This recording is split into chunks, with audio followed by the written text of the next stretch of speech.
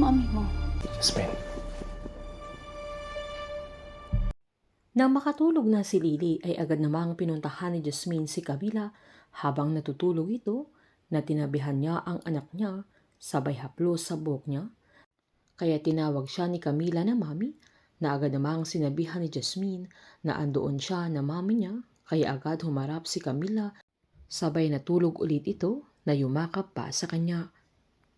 Nagulat si Jasmine na ginigising na siya ni Camila na sinabihan niya ang anak niya na umalis na sila na agad namang tinanong ng bata kung saan sila pupunta na agad sinabihan ni Jasmine na sa malayong malayo.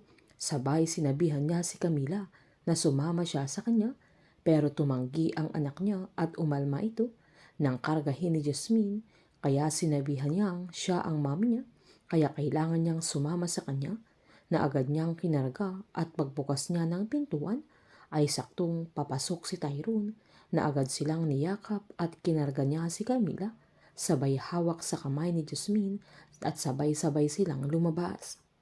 Nagulat naman si Jasmine na ginigising na siya ni Lily dahil nakatulog ito sa tabi ni Camila na tinanong niya kung anong ginagawa niya doon na nagpalusot naman si Jasmine na nahilo din siya sa ininom nila at nang lalabas na sana siya ay parang narinig niya si Camila na umiiyak kaya pinuntahan niya na hindi niya namalayang nakatulog na siya sabay humingi siya ng paumanhin at nagpaalam na din ito kaya nagpasalamat si Lily pero biglang nagmami si Camila na sabay sumagot sila Lily at Jasmine ng anak.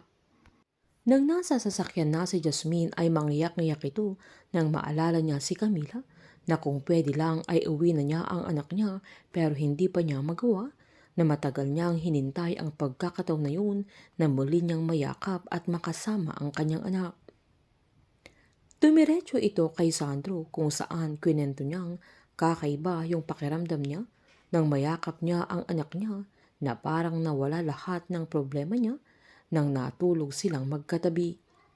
Pinaalalahanan siya ni Sandro na hindi siya dapat maging emosyonal sa ganung bagay na huwag niyang kakalimutan na siya si Lavender Fields at hindi si Jasmine Flores na ina ng anak ni Lily.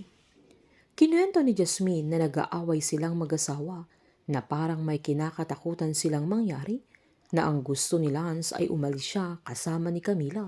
Pero ayaw ni Lily kaya tinanong ni Sandro kung nabanggit ni Lily kung bakit gusto ni Lance na umalis. Giniit naman ni Jasmine na kahit anong rason ni Lance ay hindi niya papayagang mangyari ang bagay na yun dahil ayaw niyang mawalay ulit ang anak niya. Pinaliwanag ni Sandro na nanganak si Lily isang araw bago nanganak si Jasmine, sabay pinakita niya yung record ng birth certificate kaya natanong ni Jasmine kung anong nangyari sa anak nila Lily na maliwanag na siya mismo ang nagluwal kay Camila at kung papaano nangyari na si Camila ang naging anak nila Lily. Hindi titigil si Jasmine hanggat hindi niya nababawi si Camila at hindi rin titigil si Tyrone hanggat hindi niya nakahanap si Jasmine at gusto niyang masigurado na magiging ligtas ang mag-ina niya. Painit ng painit ang mga tagpo, sabay-sabay po nating subaybayan ang advance episode ng Lavender Fields dito lamang po sa aking channel. Patuloy lamang po manood at mag-subscribe para ma-update po kayo sa mga susunod na episode. Marami pong salamat.